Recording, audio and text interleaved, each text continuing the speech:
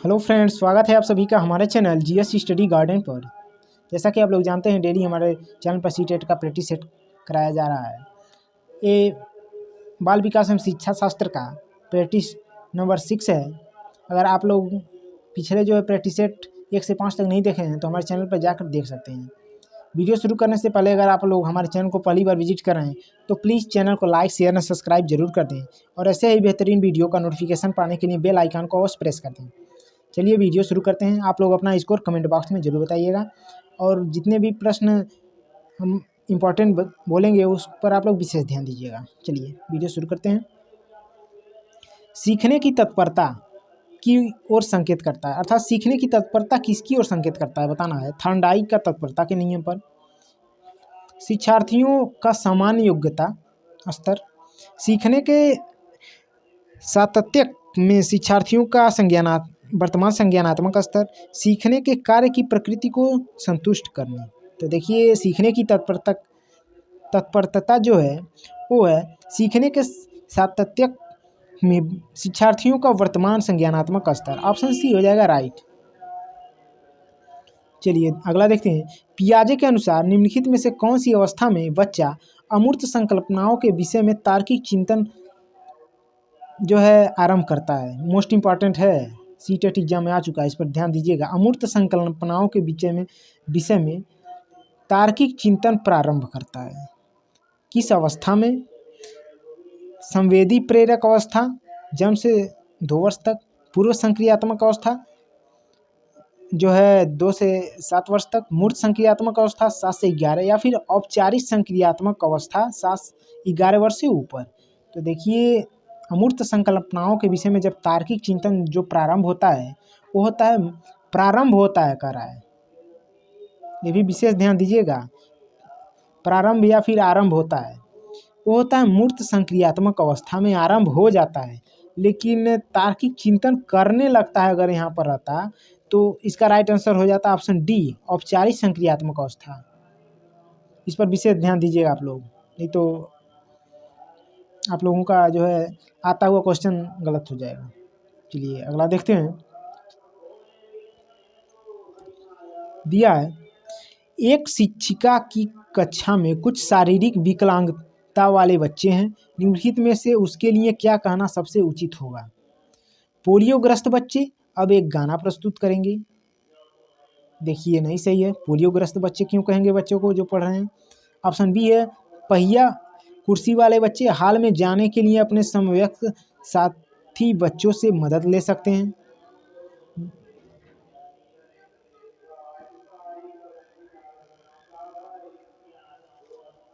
अगला देखते हैं। शारीरिक रूप से असुविधाग्रस्त बच्चे कक्षा में ही कोई वैकल्पिक गतिविधि कर सकते हैं। और ऑप्शन डी दिया है, मोहन खेल के मैदान में जाने के लिए आप अपनी बैसाखियों का प्रयोग क्यों नहीं करती? तो देखिए, जो प्रश्न दिया है इसका राइट आंसर जो होगा वो हो जाएगा ऑप्शन डी, मोहन खेल के मैदान में जाने के लिए अपने बैसाखियों का प्रयोग क्यों नहीं करते।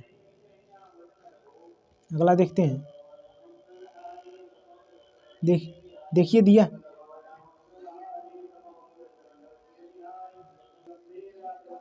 देखिए अगला है, एक समावेशी विद्यालय। ऑप्शन ए दिया है, कैसा होना चाहिए? शिक्षार्थियों की निर्योग्यता के अनुसार उनकी सीखने की आवश्यकताओं को निर्धारित करता है। ऑप्शन बी दिया है, शिक्षार्थियों की क्षमताओं की परवाह किए बिना सभी को अधिगम परिणामों को सुधारने के लिए प्रतिबद्ध है। तो देखिए, एक समावेशी विद्यालय में जो होना चाहिए यही ऑप्शन बी ही राइट है। बाकी ऑप्शन पढ़ने की जरूरत नहीं, क्योंकि शिक्षार्थियों की क्षमताओं की परवाह किए बिना सभी को अधिगम परिणामों को सुधारने के लिए प्रतिबद्ध होता है। समावेशी शिक्षा या फिर समावेशी कक्षा या फिर समावेशी विद्यालय, एक ही बात है। चलिए अगला देखते हैं। दिया है, शिक्षण से अधिगम पर बल देने वाला परिवर्तन हो सकता है रटने को प्रोत्साहित करके, अग्र शिक्षण की तकनीक अपनाकर, परीक्षा परिणाम पर केंद्रित होकर, या फिर बाल केंद्रित शिक्षा पद्धति अपनाकर। तो देखिए, जो इसका राइट आंसर हो जाएगा ऑप्शन डी हो जाएगा बाल केंद्रित शिक्षा पद्धति अपनाकर। अगला देखते हैं,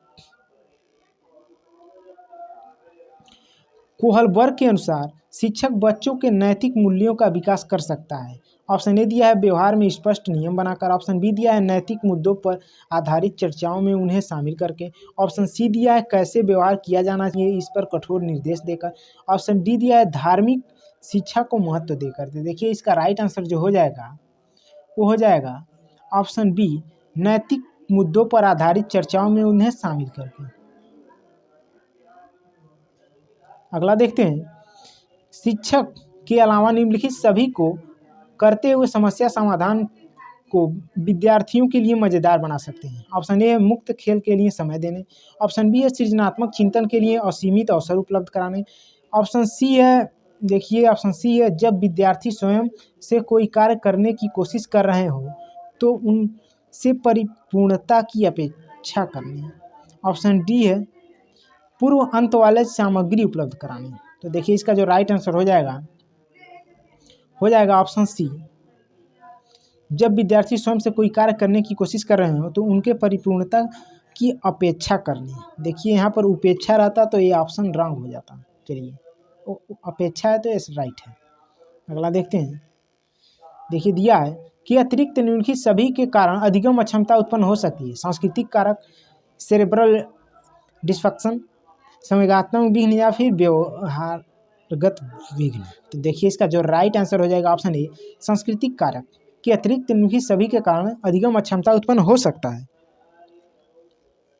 अगला देखते हैं, प्राथमिक कक्षा में सकारात्मक वातावरण निर्मित करने के लिए एक शिक्षक को क्या करना चाहिए?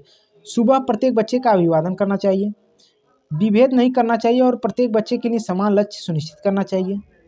ऑप्शन सी दिया है समूह गतिविधियों के दौरान समाजमिति के आधार पर उन्हें अपने समूह बनाने की अनुमति देना चाहिए।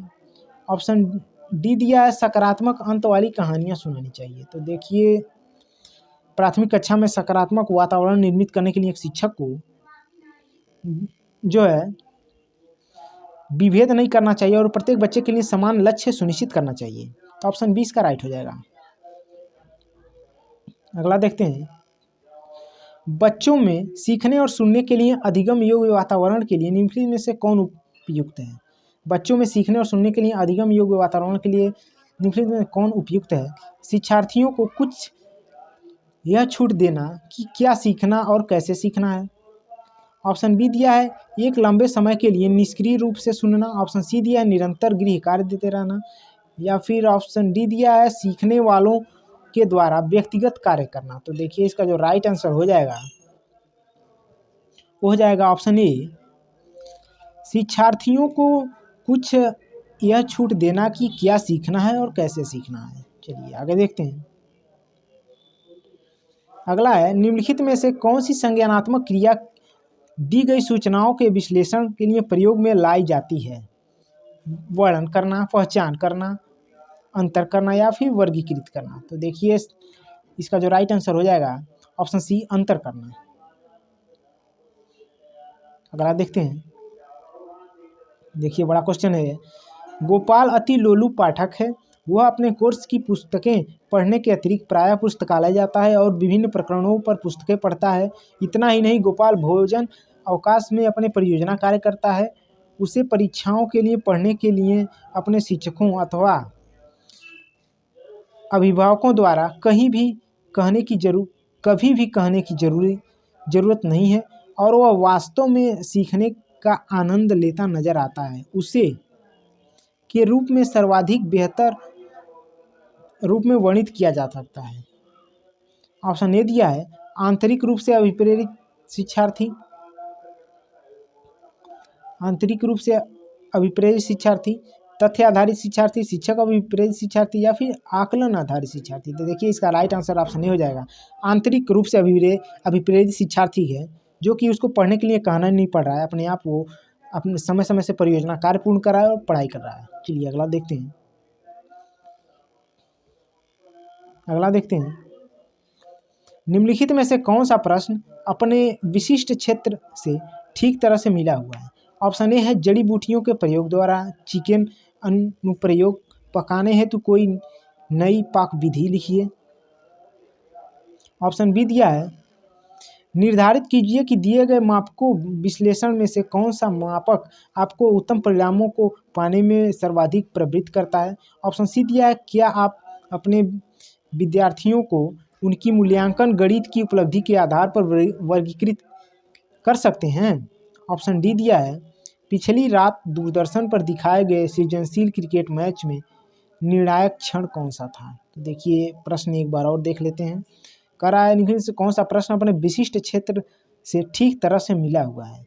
तो देखिए इसका जो राइट आंसर होगा वो होगा ऑप्शन बी, निर्धारित कीजिए कि दिए गए मापकों विश्लेषणों में से कौन सा मापक आपको उत्तम परिणामों को पाने में सर्वाधिक प्रवृत्त कर सकता है। अगला देखते हैं।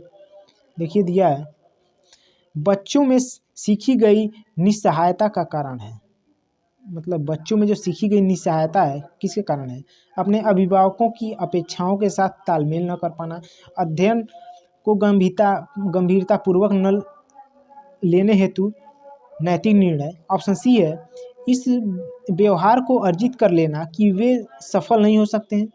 ऑप्शन डी दिया है, कक्षा गतिविधियों के प्रति कठोर निर्णय। तो देखिए इसका जो राइट आंसर होगा वो हो जाएगा ऑप्शन सी, इस व्यवहार को अर्जित कर लेना कि वे सफल नहीं हो सकते हैं, इसलिए वो बच्चे में सीखी गई निस्सहायता का यही कारण है।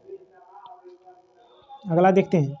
यदि एक विद्यार्थी विद्यालय में लगातार निम्नतर श्रेणी प्राप्त करता है तो उसके अभिभावक को उसकी सहायता हेतु परामर्श दिया जा सकता है कि किस प्रकार परामर्श दिया जाए। जो भली भांति शिक्षा नहीं ले पाए उनकी जीवन संबंधित कठिनाइयों का वर्णन करके, घर पर उसको परिश्रम पूर्वक कार्य करने पर बल देकर, वह अध्यापकों की घनिष्ठ संगति में कार्य करे। ऑप्शन डी दिया है, मोबाइल फोन, चलचित्र, कॉमिक्स, खेल हेतु अतिरिक्त काल पर रोक लगाएं। तो देखिए जो इसका राइट आंसर हो जाएगा ऑप्शन सी, वह अध्यापकों की घनिष्ठ संगति में कार्य करे। चलिए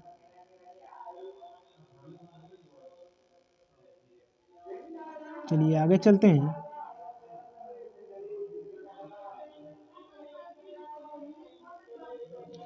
अगला है, देखिए थोड़ा सा आप लोगों को तिरछा मिल जाएगा। दिया है, रिया कक्षा पिकनिक तय करने हेतु ऋषभ से सहमत नहीं। वह सोचती है कि बहुमत को अनुकूल बनाने के लिए नियमों का संशोधन किया जा सकता है। यह सहपाठी विरोध पियाजे के अनुसार निम्नलिखित में से किससे संबंधित है। मोस्ट इंपॉर्टेंट है, देखिएगा इस प्रकार का क्वेश्चन आता है सीटेट में। संज्ञानात्मक अपरिपक्वता, प्रतिक्रिया, या फिर सहयोग की नैतिकता, या फिर विषमांग नैतिकता। तो देखिए इसका जो राइट आंसर हो जाएगा वो हो जाएगा ऑप्शन सी, सहयोग की नैतिकता। अगला देखते हैं। देखिए दिया है, बच्चों में सीखने और सुनने के लिए अधिगम योग्यता वातावरण के लिए निम्नलिखित में से कौन उपयुक्त है। सीखने और सुनने के लिए अधिगम योग्य वातावरण कैसा होना चाहिए ये बताना है बच्चों के लिए। शिक्षार्थियों को यह छूट देना कि क्या सीखना और कैसे सीखना है। ऑप्शन बी है, एक लंबे समय के लिए निष्क्रिय रूप से सुनना। ऑप्शन सी है, निरंतर गृह कार्य देते रहना। ऑप्शन डी है, सीखने वाले द्वारा व्यक्तिगत कार्य करना। तो देखिए इसका जो राइट आंसर हो जाएगा ऑप्शन ए, शिक्षार्थियों को यह छूट देना कि क्या सीखना और कैसे सीखना, क्योंकि जब बच्चे करके स्वयं से सीखेंगे तो अच्छे तरीके से सीखेंगे। चलिए अगला देखते हैं। प्रतिभाशाली शिक्षार्थी को अधिगम निर्योग्य नहीं हो सकते हैं। ऐसे सहयोग की आवश्यकता होती है जो सामान्यतः विद्यालयों द्वारा उपलब्ध नहीं करा सकते हैं। देखिए मोस्ट इंपॉर्टेंट है, आ चुका है कई बार। शिक्षक के बिना अपने अध्ययन को व्यवस्थित कर लेते हैं। अन्य शिक्षार्थियों के लिए अच्छे मॉडल बन सकते हैं। तो देखिए इसका जो राइट आंसर हो जाएगा, प्रतिभाशाली शिक्षार्थी जो है ऐसे सहयोग की आवश्यकता होती है जो सामान्य विद्यालयों द्वारा उपलब्ध नहीं कराए जा सकते हैं। तो इसका राइट आंसर हो जाएगा ऑप्शन बी। अगला देखते हैं कि अतिरिक्त निम्नलिखित समस्या समाधान की प्रक्रिया के चरण है। परिणामों की आशा, समस्या की पहचान, समस्या का छोटे हिस्सों में बांटना, या फिर संभावित युक्तियों की खोज। तो देखिए इसका जो राइट आंसर हो जाएगा ऑप्शन ए, परिणामों की आशा के अतिरिक्त निम्नलिखित समस्या समाधान की प्रक्रिया के चरण हैं। चलिए अगला देखते हैं। वंचित समूह के विद्यार्थियों को सामान्य विद्यार्थियों के साथ पढ़ना चाहिए, इसका अभिप्राय क्या है? समावेशी शिक्षा, विशेष शिक्षा, एकीकृत शिक्षा या फिर अपवर्जक शिक्षा? तो देखिए इसका राइट आंसर जो हो जाएगा ऑप्शन ए, समावेशी शिक्षा, जिसमें वंचित समूह के बच्चे या फिर विद्यार्थी और सामान्य विद्यार्थी साथ में पढ़ते हैं। अगला देखते हैं। कोई भी नाराज हो सकता है, यह आसान है, परंतु एक सही व्यक्ति के ऊपर सही मात्रा में, सही समय पर, सही उद्देश्य के लिए तथा सही तरीके से नाराज होना आसान नहीं है। यह संबंधित है, आसान नहीं है पूछ रहा है। ऑप्शन ए दिया है संवेगात्मक विकास से, ऑप्शन बी दिया है सामाजिक विकास से, ऑप्शन सी दिया है संज्ञानात्मक विकास से, ऑप्शन डी दिया है शारीरिक विकास से। तो देखिए सही नहीं पूछा है, तो इसका जो है राइट आंसर हो जाएगा ऑप्शन ए, संवेगात्मक विकास से जो है इसका राइट आंसर हो जाएगा। अगला देखते हैं। संवेग का प्रमुख तत्व है, मोस्ट इंपॉर्टेंट है, भाव है, प्रयोजन है, लक्ष्य है, सफलता है। तो देखिए संवेग का प्रमुख तत्व जो है वो है भाव, तो ऑप्शन ए हो जाएगा राइट। अगला देखते हैं। संवेगों के बारे में निम्नलिखित में से कौन सा कथन गलत है, बताना है कौन सा कथन गलत है। संवेगात्मक विकास एक क्रमिक प्रक्रिया है जिसमें सरल संवेगों में से जटिल संवेग प्रदर्शित होते हैं। चूँकि संवेग व्यक्तिनिष्ठ होते हैं इसलिए इनका अध्ययन करना कठिन होता है। गलत पूछा है, ध्यान दीजिएगा, सही नहीं, ये नहीं कि सही नहीं बताना है। संवेग चेतना पर निर्भर होते हैं। ऑप्शन डी दिया है अधिगम सिद्धांतवादी संवेगों की इस रूप में व्याख्या करते हैं कि ये व्यक्ति के जीने और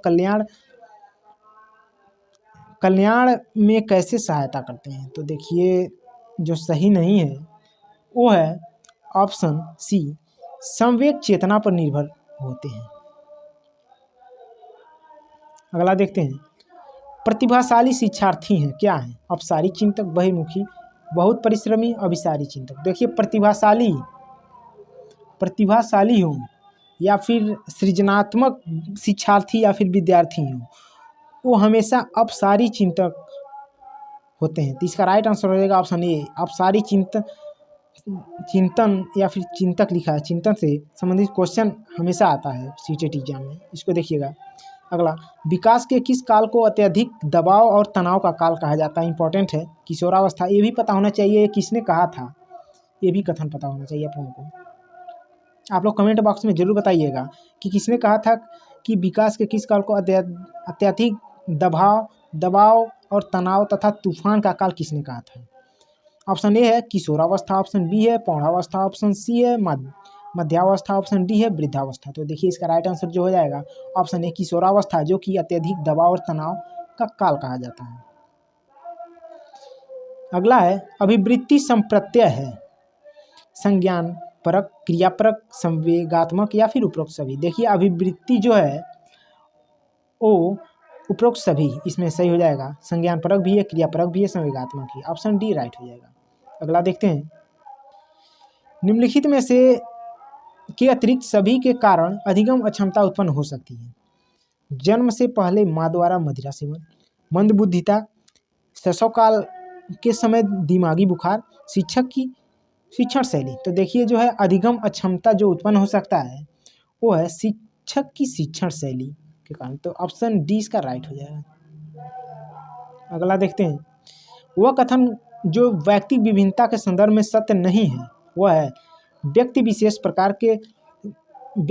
प्रकार में भिन्न होते हैं, व्यक्ति विशेष कोटि में भिन्न होते हैं, व्यक्ति विशेष प्रकार और कोटि दोनों में भिन्न होते हैं, या फिर ऑप्शन डी है व्यक्ति विशेष न तो कोटि और न ही प्रकार में भिन्न होते हैं। तो देखिए इसका जो राइट आंसर हो जाएगा वो हो जाएगा ऑप्शन सी, व्यक्ति विशेष प्रकार व कोटि दोनों में भिन्न होते हैं।